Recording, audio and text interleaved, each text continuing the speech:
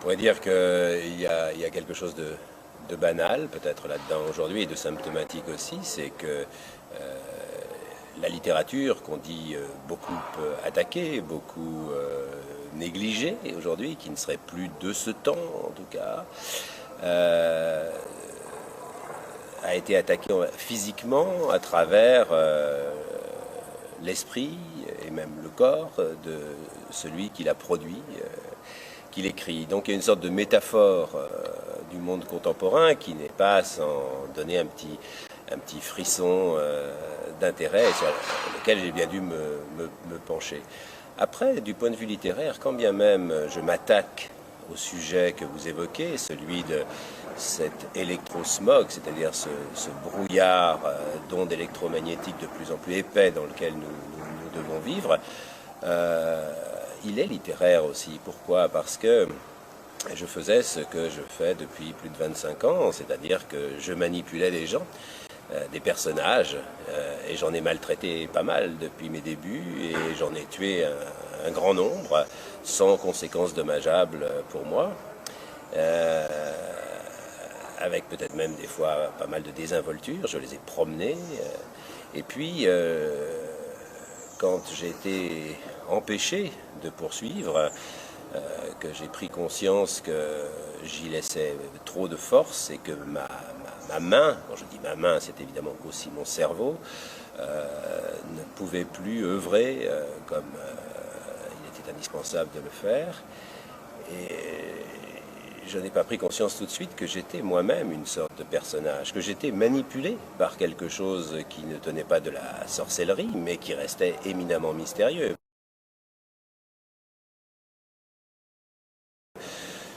De l'apparition de premiers symptômes aussi anodins que des migraines, on ne va pas faire un grand sujet d'inquiétude.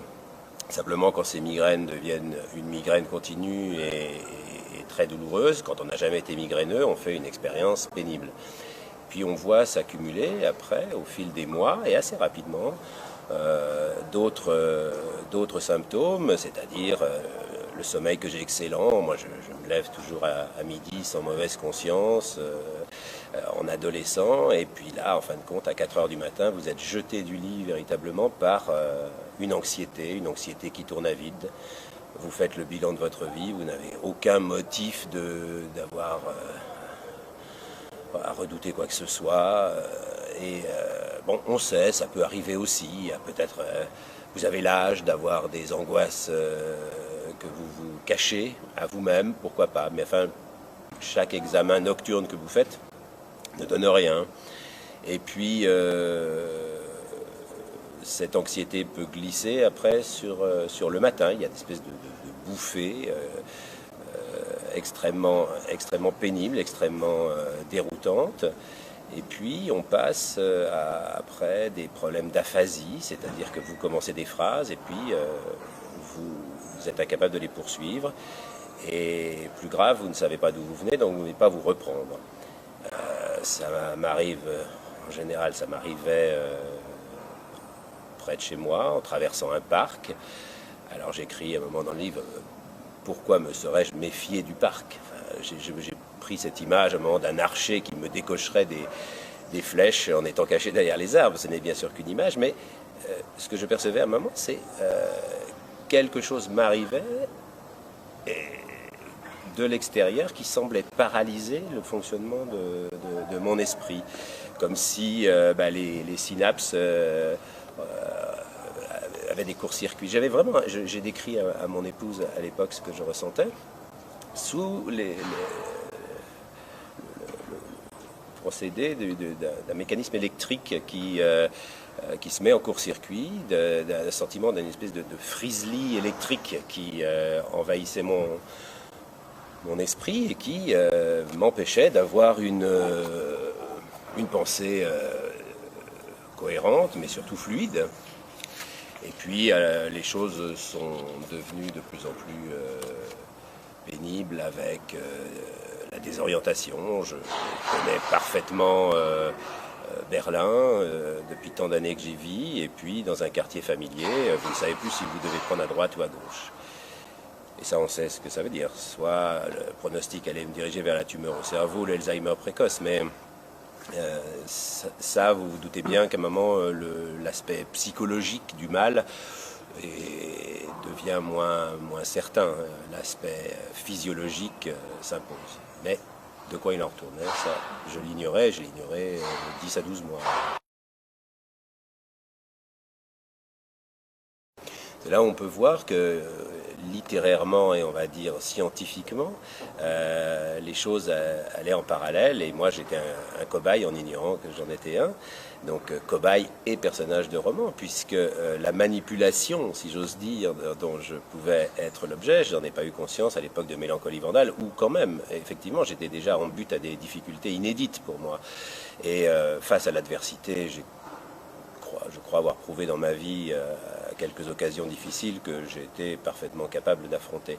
Et là, j'étais comme désemparé, c'est-à-dire que je n'avais pas tous mes moyens intellectuels et physiques pour ne pas céder à une émotivité nouvelle, très étrange, une forme de faiblesse, mais qui tenait quand même de l'exaspération, d'une humeur tout à fait singulière. Et quand j'ai entamé la rédaction de ce livre, sans doute les effets commençaient à se cumuler.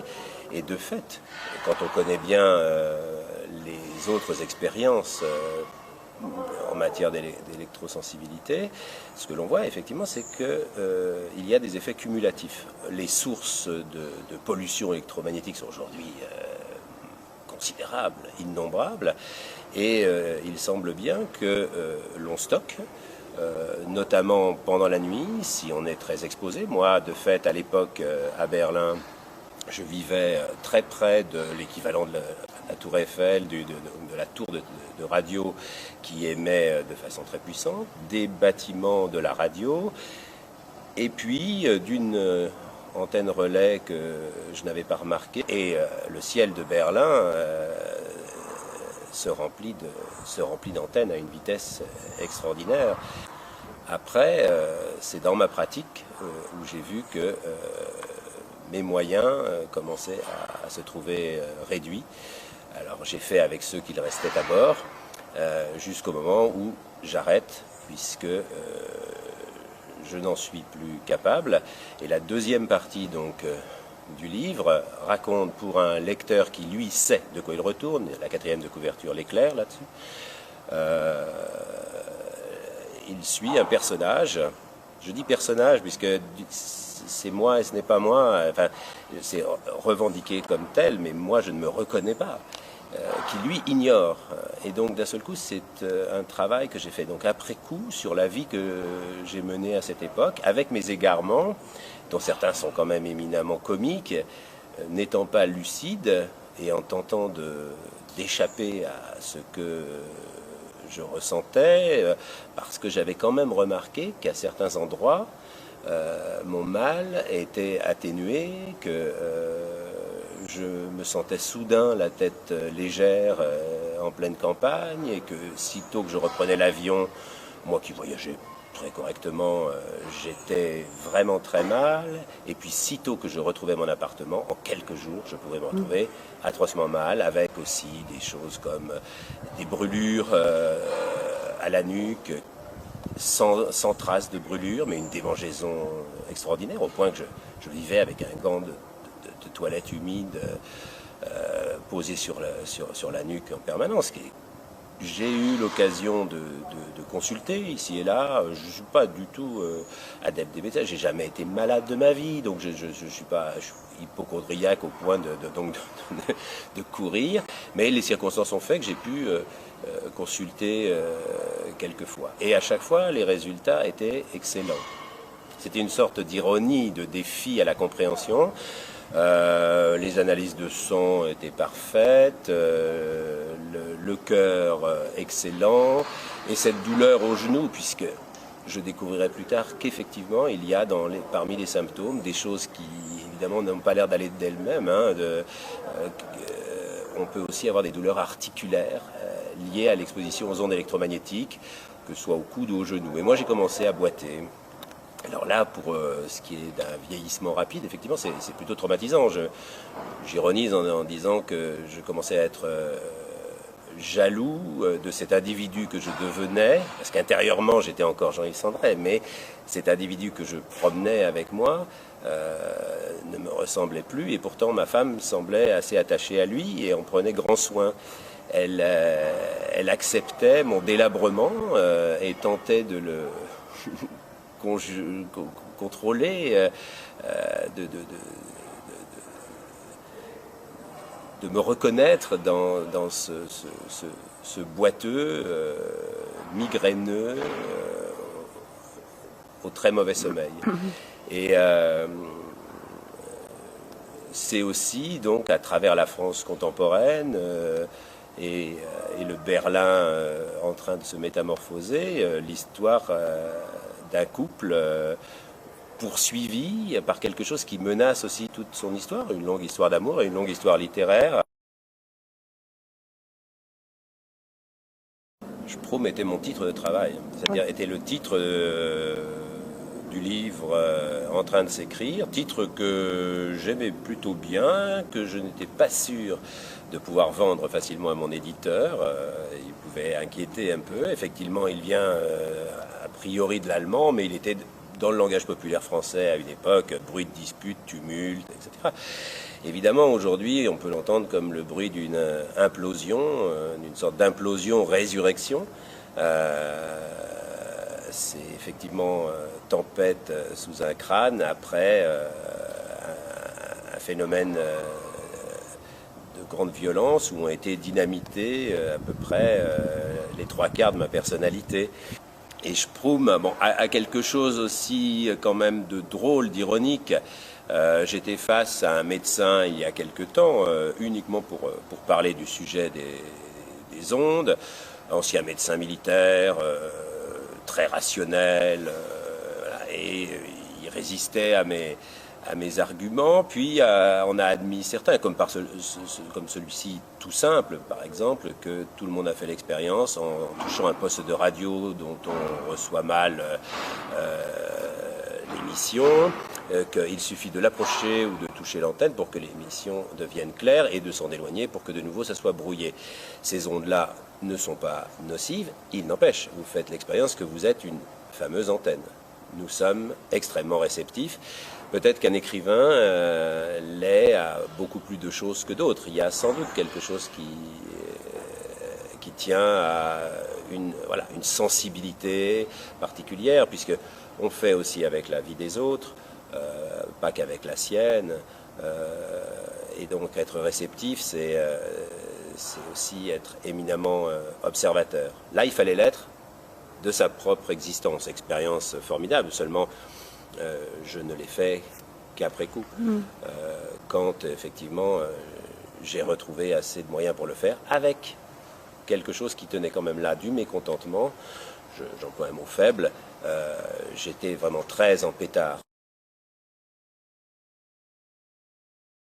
Je ne me rends pas à la réponse de l'électrosensibilité tout de suite, et je n'ai aucune envie de m'y rendre, parce que se revendiquer électrosensible, c'est pas une mince affaire. Et puis je sais aussi quel est le sort de beaucoup aujourd'hui, c'est-à-dire que on les moque, on ironise sur leur sort, et puis surtout ils indiffèrent, leur souffrance indiffère.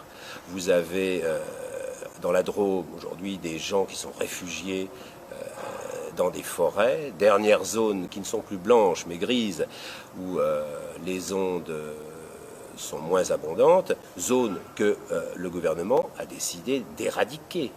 Et ce mot est effroyable, puisque des gens réclament simplement d'avoir leur tête à eux, de ne pas avoir la tête traversée par tous les bavardages des autres. Et non seulement on leur refuse, mais avec un cynisme absolu, on va éradiquer les quelques endroits qui sont leur refuge.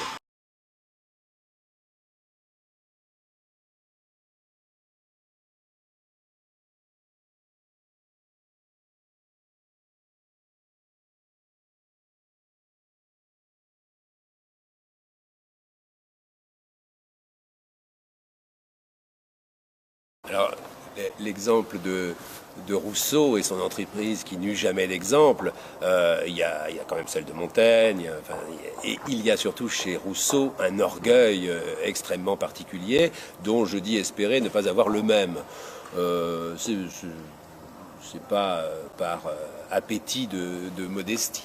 C'est juste que l'ampleur de l'entreprise n'a rien à voir. Donc là, effectivement, il y a ironie de ma part. Et puis, vous savez, les théories de Rousseau dans le domaine ont été moquées, ont été... sur l'éducation, effectivement, il y aurait beaucoup à dire. Son Émile est assez particulier. Mais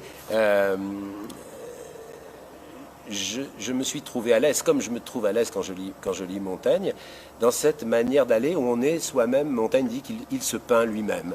Et à son époque, évidemment, il n'y a pas d'exemple qu'on ait fait cela. Et il en dénonce l'immodestie, mais chez Montaigne, il y a toujours un sourire, il y a une intelligence fine qui est venue de l'expérience. Il travaille avec quoi? Ce n'est pas un scientifique, ce n'est pas un romancier non plus, mais il travaille avec un esprit littéraire. Et l'esprit littéraire, c'est le rasoir que l'on passe sur le cuir et qui affûte le regard et la pensée. Je crois que cet esprit-là, pourquoi la littérature nous a fait tant de bien pendant un bon siècle, c'est parce que elle métamorphose notre perception des choses. Et aujourd'hui, ce qui nous entoure comporte des dangers d'un nouveau genre. Est-ce que je peux encore y apporter une réponse littéraire? Je dis que oui, parce que je pense que ça reste un moyen de toucher, d'émouvoir, mais surtout de faire connaître par quelque chose qui n'est pas didactique, qui s'adresse à une sensibilité particulière, un peu savante, chez chaque individu. Et je n'ai pas peur de ce mot savant, quand bien même le lecteur ne serait qu'un lecteur très moyen. Ça va faire tinter une petite cloche. Il y a quelque chose d'initiatique dans la fréquentation des grands auteurs. Et après, on peut cheminer seul. Et c'est ça que j'aime aussi dans la littérature, c'est cet aspect autodidactique. On peut se former par soi-même. Et dans sa vie propre, je crois qu'on peut observer par soi-même et en tirer un certain nombre d'enseignements et se tirer d'affaire quand ça va mal. Simplement, aujourd'hui, la menace est telle qu'il faut une réaction collective. C'est absolument manifeste.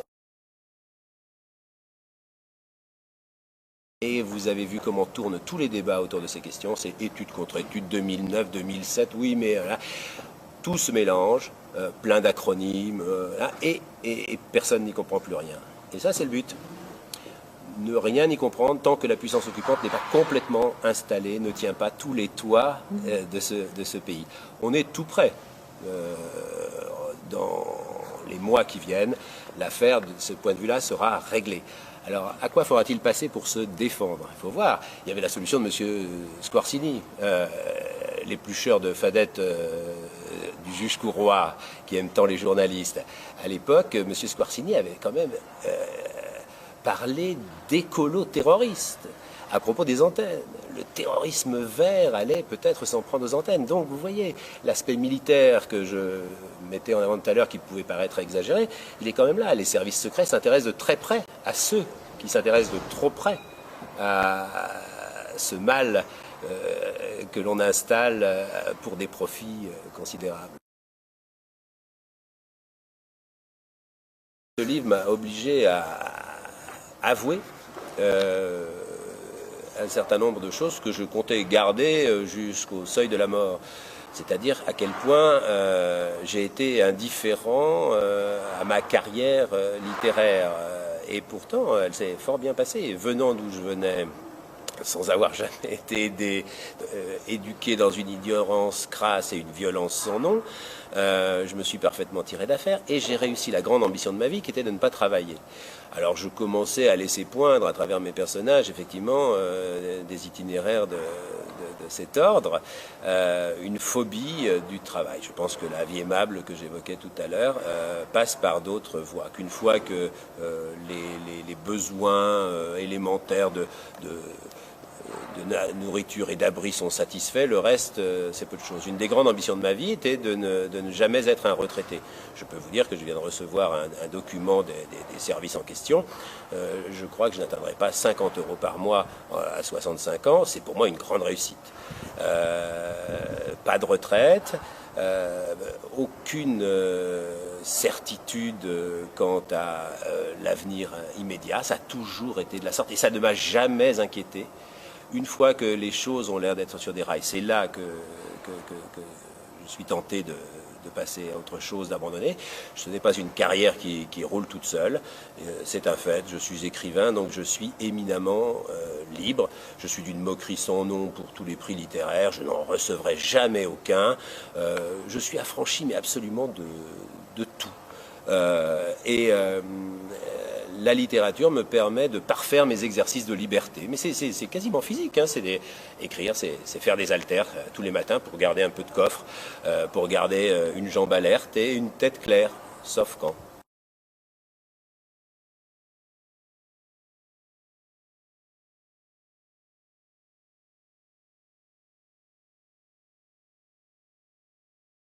Il y a un autre fait qui m'a frappé entre les affaires que vous évoquez, c'est-à-dire cette affaire de pédophilie dans mon village de Normandie, ma manière de régler les choses, c'est-à-dire physiquement, en allant moi-même cueillir l'individu que tout le monde laissait courir depuis 25 ans.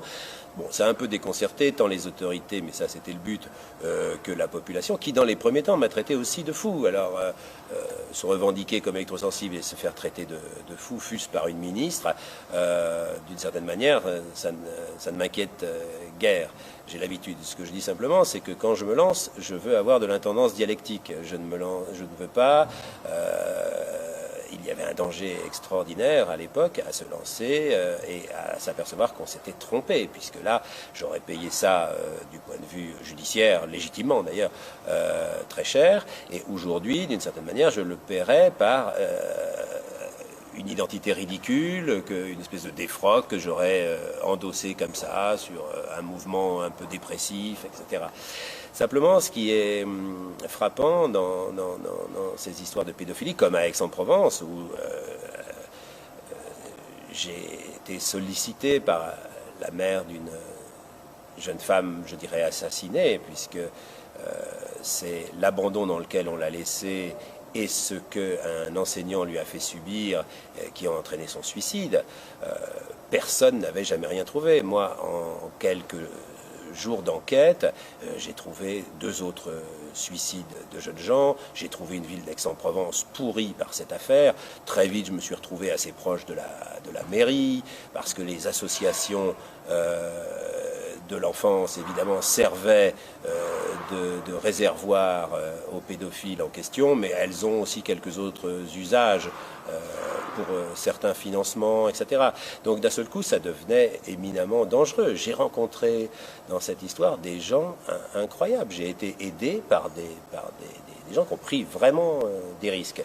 Au bout, cette affaire a largement encore aujourd'hui de quoi aboutir, mais tout le monde s'en fiche. Ceux même qui m'ont livré des témoignages d'une qualité sans conteste, si vous leur proposez de les réitérer devant un juge d'instruction, se dérobent.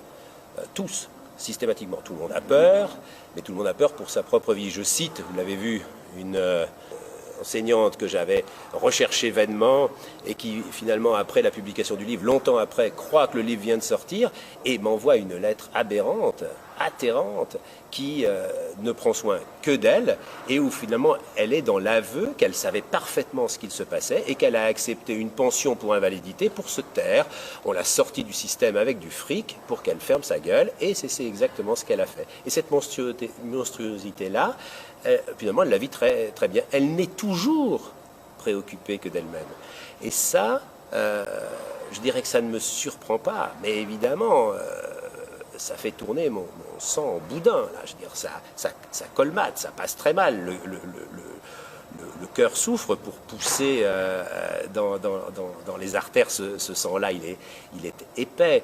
Et en fin de compte, ça me renvoie à ma misanthropie, qui est une misanthropie très conviviale, mais qui est une misanthropie tout de même, parce que ça m'a obligé à sortir de moi et aller me cogner à ce que je connais depuis l'enfance, c'est-à-dire l'indifférence à votre sort. J'étais un enfant martyr, ça n'a intéressé personne, ni les enseignants, ni les médecins, etc. Je me suis encore débrouillé seul. Très bien. Mais depuis, je fais en sorte de très peu sortir de mes gonds. L'affaire de Cormeilles, elle est venue me chercher dans mon propre village. Et j'ai retrouvé tous mes ennemis toujours. Des médecins, les institutions, donc la gendarmerie, donc l'armée, mon père était militaire, et l'éducation nationale que je n'ai jamais aimée. Et je les ai eus comme des ennemis redoutables, avec la justice qui essaie de s'en prendre à moi, on me met sur écoute, enfin je veux dire, je l'ai été plusieurs fois. J'ai parlé au procureur qui m'avait mis sur écoute, je lui ai demandé si ça l'avait intéressé les conversations de mes enfants avec leur grand-mère. Il était en face de moi, il a fait le sourd, il a pris un petit air, et puis après il m'a pris à part, et il m'a présenté les excuses, des excuses personnelles. Il ne pouvait pas me présenter les excuses de son institution. Ce sont des aventures. Quand vous sortez de vous-même et que vous allez au-devant d'un fait social de cette violence, parce que à Cormeilles, c'est des dizaines et dizaines d'enfants dans une petite et charmante école de village qui étaient aux martyrs, torturés et violés. Et plein de gens le savaient, la moitié du village au courant, et personne ne fait rien, institution, pareil. Je ne me fais pas d'illusions. Bon. Et puis, avec cette aventure qui m'arrive, d'une certaine manière, on vient me chercher de nouveau. Ce n'est pas moi qui vais au-devant de sujets. On est venu me chercher dans ma propre vie, et d'ailleurs, mes enfants étaient concernés, ils fréquentaient cette école, etc. Là, je suis évidemment concerné au premier chef, mais on est venu de nouveau me chercher, comme on parle d'une provocation, ce type est venu me chercher, et bien, de nouveau, un mal social vient me chercher querelle. Jusqu'à il y a peu, je n'étais pas certain de pouvoir y répondre, en tout cas avec tous mes moyens. De fait, je sens que je dois aussi travailler aujourd'hui avec une nouvelle vulnérabilité.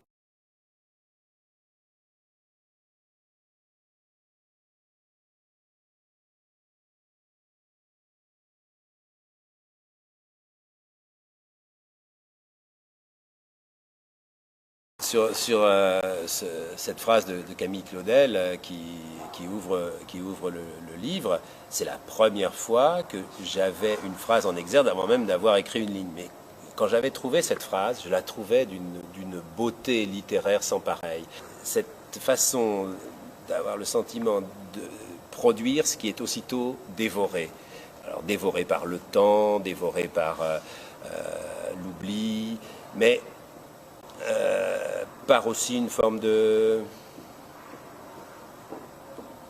d'indifférence, c'est-à-dire que ce que vous évoquiez tout à l'heure, ce fait de ne pas faire carrière, les livres que j'ai écrits, je ne les ai jamais relus, tout ça n'est que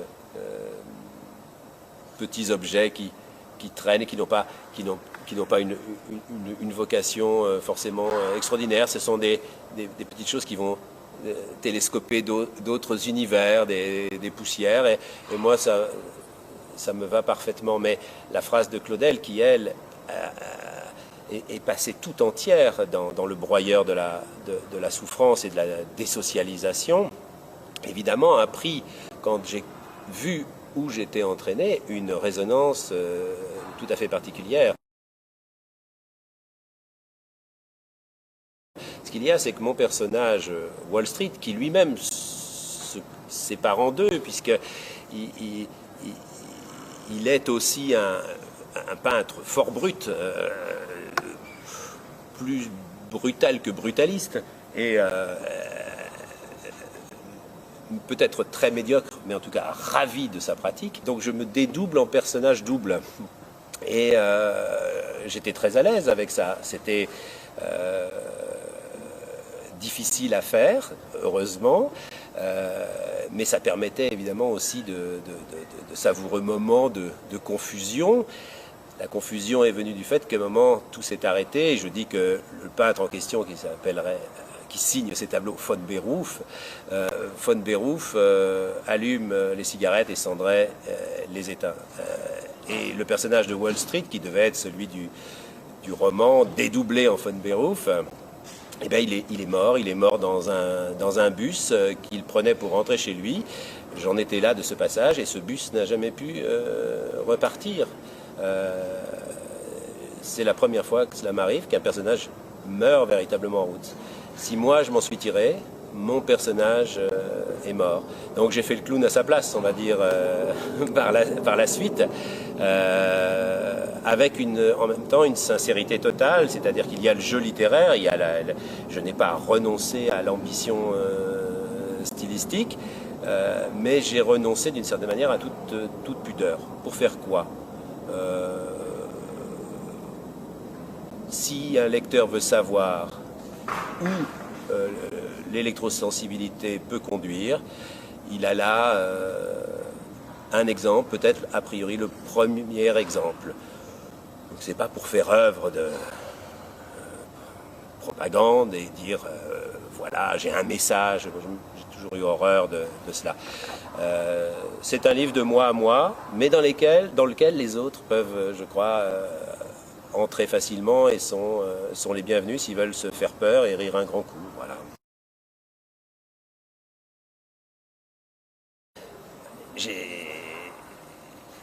J'ai cru mourir. Voilà. C'est aussi une expérience limite, puisque j'ai, dans une chambre d'hôtel non loin d'ici, à quelques rues de là, j'ai vu, non pas ma dernière heure, mais c'est beaucoup plus rapide que ça, mais mes dernières minutes arriver. Mon cœur ne battait plus du tout normalement, les sensations étaient inédites.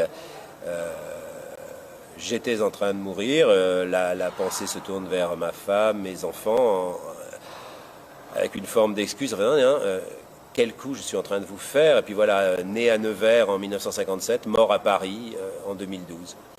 D'un seul coup, j'ai vu ça comme ça. Mais pas avec le recul tranquille que j'ai à l'instant, mais voilà, je vais être mort à Paris. Phrase curieuse, je vais être mort à Paris. C'est-à-dire, effectivement, dans cette phrase, il peut y avoir la certitude que c'est vraiment fini. Je peux la produire, mais je n'irai pas au-delà de cette phrase. Et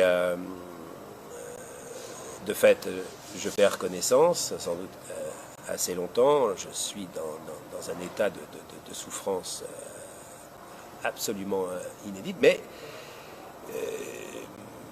je ne reviens pas à la vie, parce que ça ne ressemblait pas du tout à la vie, mais je reviens à quelque chose qui ressemble à, même pas à ce que j'étais, mais une espèce d'enveloppe humaine, un sac de patates qu'il faut que je soulève. Ce corps n'est plus capable de grand-chose, la tête qu'il supporte pense comme un tubercule. Je veux dire, je traîne ce corps jusque dans le hall de l'hôtel, et je comprends que ce corps, il va falloir le livrer à l'hôpital, parce que ce que je viens de vivre n'est pas bénin. C'est pas un toubib qui va me retaper comme ça. Et donc là, je monte pour la première fois de ma vie dans une ambulance. Donc je suis peut-être comme un gosse qui monte dans une autotamponneuse, je ne sais pas. Donc j'observe. Et c'est la maladie de l'écrivain. C'est-à-dire que toute expérience peut l'intéresser. Et celle-là, avec le côté brutal du camion, je note effectivement que ces ambulances sont glaciales et mal suspendues. Et je me dis qu'il vaut mieux finalement peut-être souffrir de ce genre de choses que d'être polyfracturé dans de tels véhicules, surtout avec les ralentisseurs et les pavés parisiens. Et puis je vois que notre ambulance bloque le passage d'un bus parisien. Les gens, c'est très tôt le matin, et tous ces visages collés à la vitre pour regarder dans l'ambulance cet emmerdeur mal garé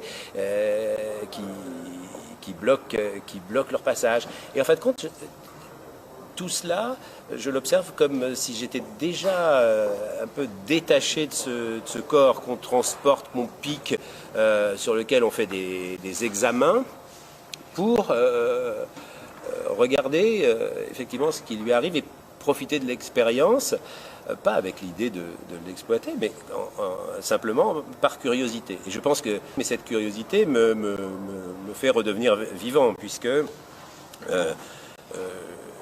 je suis soucieux de ma survie, mais en même temps, je suis intéressé par la procédure et par l'ironie des choses quand, effectivement, on me fait me déshabiller et qu'on m'offre de revêtir une petite robe en papier bleu. Et à mon âge, avec un physique assez massif, cette petite robe bleue est particulièrement saillante. Et d'un seul coup, voilà, vous n'êtes plus l'écrivain qui venait à Paris parler de son livre, etc. Vous êtes un pauvre type dont ils ont regardé l'âge et dont ils vont évaluer les performances et qui porte une petite robe de papier bleu. Vous êtes un objet dérisoire, donc pour moi aussi un objet d'autodérision. Évidemment, l'ironie, je dirais qu'elle vient naturellement, puisque je sors de là vivant et avec un bilan de santé formidable, puisqu'il découvre que mon cœur est un véritable cœur de marathonien. Pour un gars qui aime beaucoup le whisky, les cigarettes et qui ne brille qu'au badminton, c'était formidable. Donc plus je passais d'examens parce que j'étais mal, très très mal, voire mourant, plus on m'annonçait que j'étais vraiment dans un état de santé remarquable. Et qu'est-ce que j'allais faire de ça? Oui, peut-être commencer une carrière internationale à 60 ballets. Et quelques podiums qui en auraient surpris plus d'un.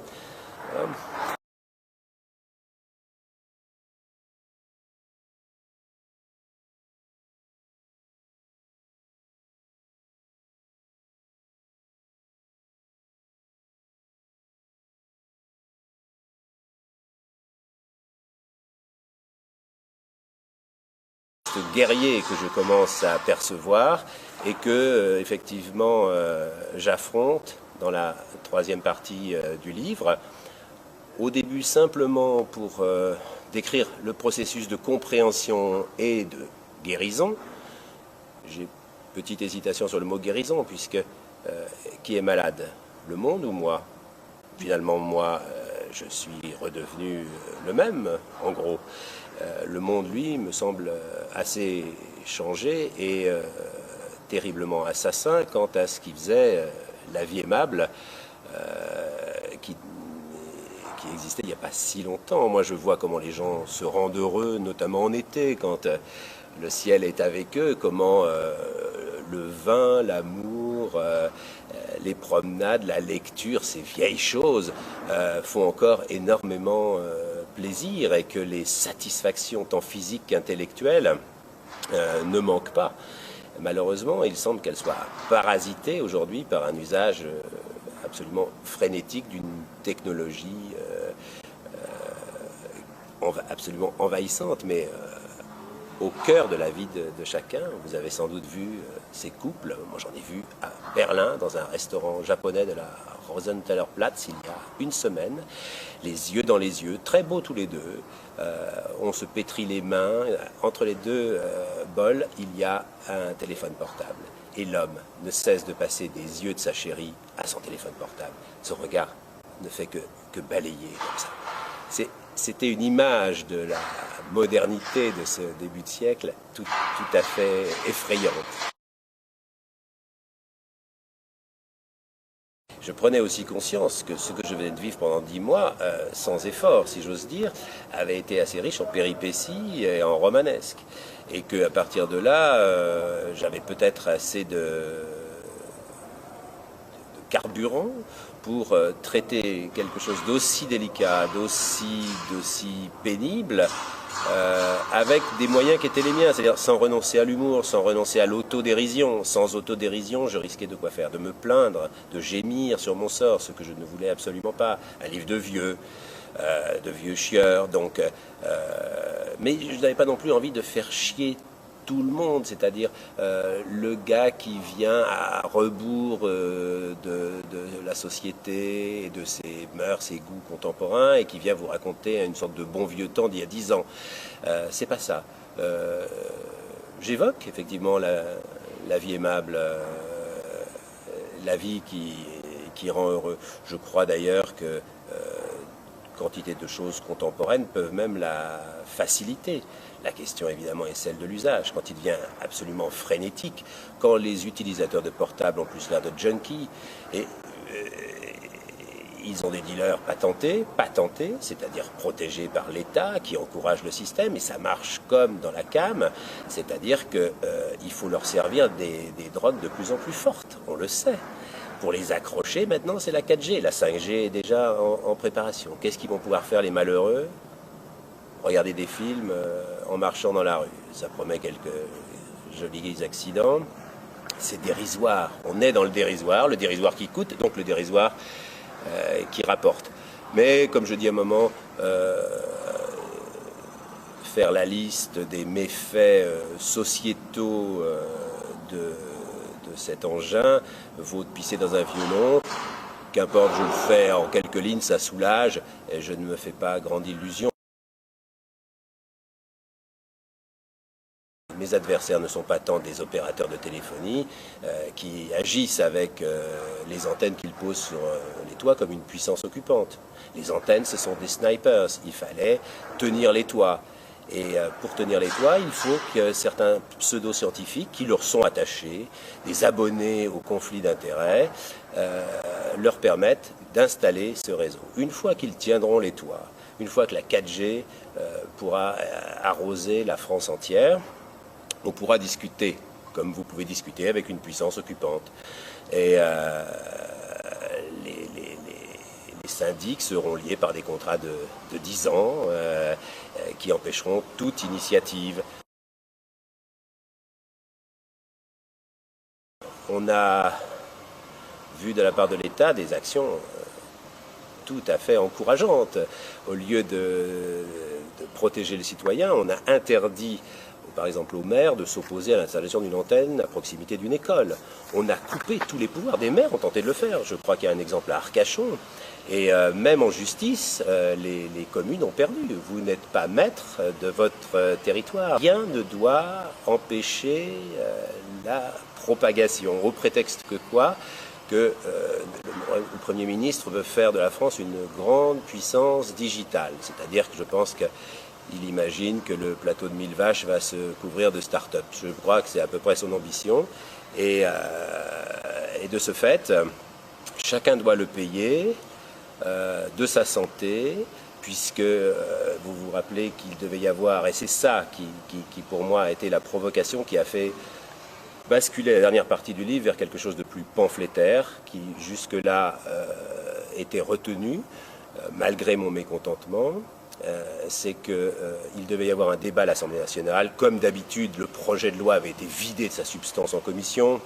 On connaît l'affaire. Il n'en restait plus grand-chose, mais quand même, il restait le fait de proscrire dans les crèches et en maternelle la Wi-Fi, parce qu'on voit exploser dans les études les tumeurs au cerveau chez les enfants, tumeurs frontales, tumeurs temporales.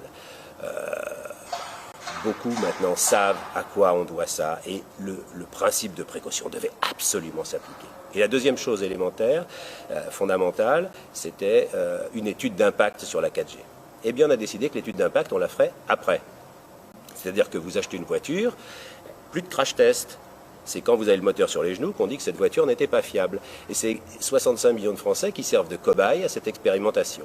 On va voir si les chiffres des tumeurs explosent, si le mal-être, le mal-vivre explose lui aussi, et qu'à un moment, les plaintes deviennent telles qu'il va falloir ici et là démonter, réduire la puissance, etc.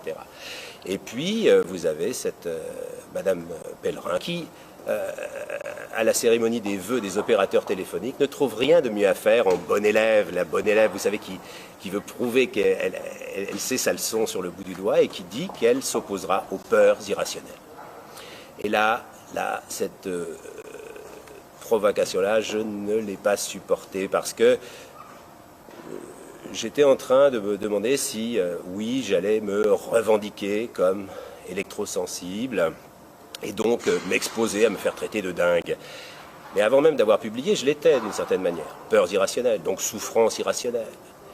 Et moi j'avais trouvé beaucoup de matière, mais beaucoup de matière hors de France. Il faut aussi que l'on en sorte de ces frontières-là, parce que ce sont les frontières de la sottise et de la satisfaction. Je veux dire, en Allemagne, en Autriche, en Suède, c'est une maladie reconnue. Alors, les autorités de ces pays sont-elles irrationnelles? Vous avez comme ça quantité d'exemples à l'étranger où on a pris en compte une situation et que, plus ou moins, on tente d'y remédier. Mais la France, c'est très particulier. C'est le pays que le nuage de Tchernobyl a choisi de contourner. Et on est toujours dans cette idée-là. Les autorités ont l'idée qu'il n'y a plus grande opinion publique dans ce pays et qu'on peut jouer avec. Une opinion publique, c'est très important. On est toujours, effectivement, dans ce complexe de Tchernobyl. Dormez, braves gens, votre pays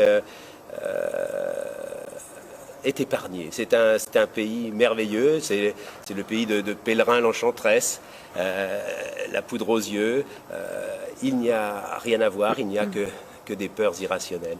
Et ce traitement par le mépris, mais absolument odieux.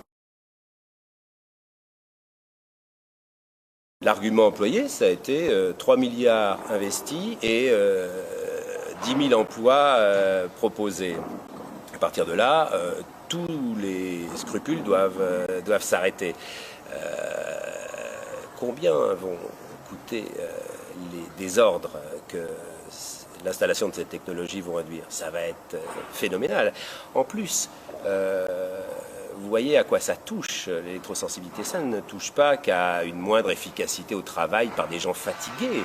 C'est toute la vie qui y passe. C'est-à-dire les gens perdent en général leur vie professionnelle, leur vie sentimentale, sont condamnés à des sortes d'exil intérieur, puis à des exils tout court. Ce sont des gens qui deviennent errants. Ce n'est quand même pas rien. Il ne faut pas les traiter par le mépris. Vous avez aussi sans doute un sujet qui est très proche de celui qui nous occupe, c'est le climato-scepticisme. Voilà une dizaine d'années que les micros se tendaient soir et matin vers Pépère Allègre, là, qui se remplissait les poches avec ses bouquins en vous expliquant que tout ça c'était des fumées vertes qui cherchaient à vous intoxiquer, que tout allait très bien. On vous tenait tellement pour imbécile qu'on pouvait vous montrer une photo d'un glacier 10 ans avant, descendant jusque-là, 10 ans plus tard, étant réduit là, en disant ça c'est rien, ça veut rien dire du tout qu'il a reculé d'1 kilomètre. Une intelligence moyenne aurait réagi à ces choses-là. Non, pas du tout. Allègre était abondamment servi par ces micros. Et il en a usé et abusé. Où il est, Allègre, aujourd'hui, dans les choux, mais aux États-Unis, le climato-scepticisme a beaucoup reculé. Pourquoi ? Parce qu'on a prouvé par des documents qui sont sortis que les blogueurs prétendument scientifiques et beaucoup de chercheurs étaient inféodés à l'industrie pétrolière. Et puis les Américains, ils en ont pris plein la figure avec des catastrophes qu'on dit naturelles et dont on découvre qu'elles ne le sont pas tant que cela. En tout cas, des tornades, des typhons, des sécheresses, etc. Des véritables calamités qui ont fait reculer le climato-scepticisme. Il y avait un article dans Le Monde il y a quelques jours qui disait qu'il reculait partout, singulièrement moins en France. Cette France retardataire, si contente d'elle-même, elle sait comment les choses vont. Quand vous évoquez le sujet de l'électrosensibilité, aussitôt, des gens qui vraiment ne s'y sont jamais intéressés vous disent « Ah mais c'est très discuté, on ne sait pas, etc. » Les gens sauraient qu'on ne sait pas. C'est faux. C'est plus, vous avez raison de le dire, ce n'est plus un sujet scientifique, c'est un sujet économique. Cela coûte d'abandonner certaines technologies ou surtout de les amender. Parlons peu de chiffres, mais on peut en dire un. Il semble que toutes les études soulignent qu'une puissance de 0,6 voltmètre est supportable par la plupart des gens. En France, avec la 4G, on autorise les antennes à émettre 61 voltmètres. Ça fait une petite paille de différence. À Paris, en ce moment, sur les toits, on installe des centaines d'antennes. Dans le voisinage, quand ils ont 7 voltmètres qui leur traversent les carreaux, on considère que c'est bénin. Demain, ce bénin-là fera des leucémies, des tumeurs au cerveau chez les petits voisins. Parce que cette chose curieuse que je rencontre depuis quelques semaines, c'est que les gens prétendent que si vous acceptez l'antenne sur votre toit, vous risquez moins que si elle est sur le toit d'en face et vous frappe. C'est scientifiquement véreux. Mais il n'empêche, regardez ce qu'il en est encore pour la structuration d'une opinion publique quant à cela. Prenez l'argent que vous proposent les opérateurs, massacrez la vie de vos voisins en émettant, vous avez l'argent et vous ne risquez rien. Si vous refusez, les voisins accepteront, vous n'aurez pas l'argent et vous aurez les perturbations par les ondes. C'est d'un cynisme redoutable. On attend d'une société qu'elle réagisse. Il y a effectivement, dans mon livre, d'une certaine manière, jamais comme une parole de tribune en disant j'en appelle à une solidarité, mais sous-jacent, il y a nécessité dans ce pays d'avoir une réaction de fond, une réaction de l'intelligence élémentaire, celle qui fait observer nos vies, nos mœurs, et qui dit qu'elles sont dégradées et que nous devons y remédier en exigeant de ceux qui sont censés nous représenter qu'ils mettent en œuvre un certain nombre de pratiques, de principes de précaution, mais on est au-delà du principe de précaution aujourd'hui. Il y a du principe d'action qui devrait être mis en jeu et qui ne l'est pas.